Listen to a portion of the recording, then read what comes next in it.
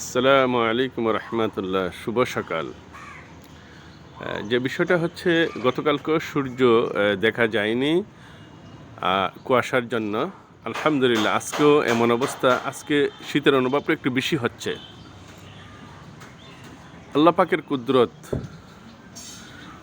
AC রুমের মধ্যে দিয়ে পাখা দিয়েও আমাদেরকে ঠান্ডা অনুভব কষ্ট হয়। ইলেকট্রিসিটি ব্যবহার করে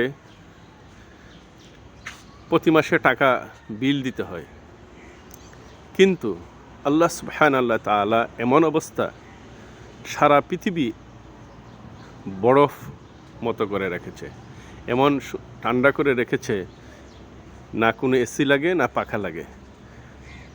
এখন দরজা জানালা বন্ধ করেও গরম করা যায় না, ঠান্ডাই লাগে। সব কিছু আল্লাহর ইচ্ছা।